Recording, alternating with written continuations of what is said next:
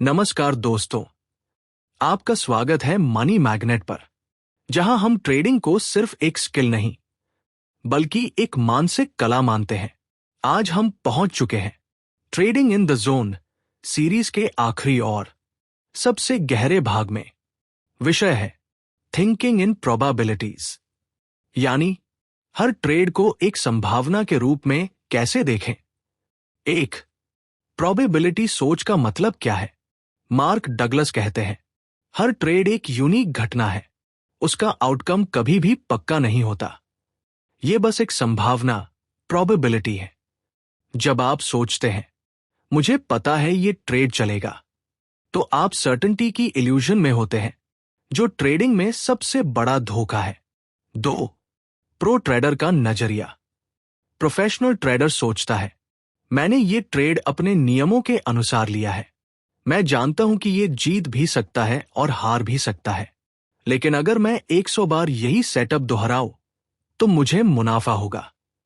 यही सोच बनाती है आपको emotion free, zone based trader. 3.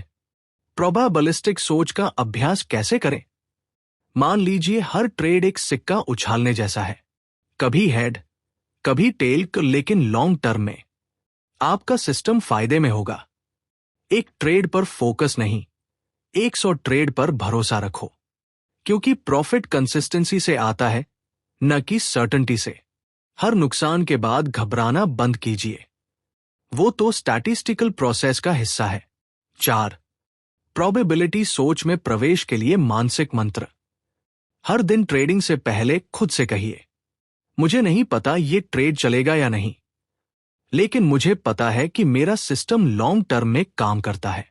इस एक लाइन से आपका माइंड खुद को जोन में लाना शुरू कर देता है। निष्कर्ष, final message, success in trading is not about being right, it's about thinking in probabilities and executing without fear. अगर आप सोच में लचीलापन लाते हैं तो बाजार की हर स्थिति में आप स्थिर रहेंगे। न तो मुनाफा आपको बहकाएगा और न ही नुकसान आपको तोड़ेगा। आप बनेंगे एक जोन बेस्ड ट्रेडर, जैसा कि मार्क डगलस ने सिखाया। तो दोस्तों, यही समाप्त होती है ट्रेडिंग इन द जोन की ये 8 पार्ट की ऑडियो सीरीज।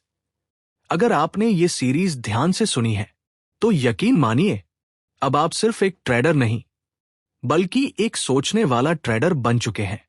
कृपया इस सीरीज को शेयर करें, अपने जर्नल में बार बार दोहराएं और याद रखें, सोच बदलो, ट्रेडिंग बदल जाएगी। शुभकामनाएं आपकी जोन जर्नी के लिए। धन्यवाद।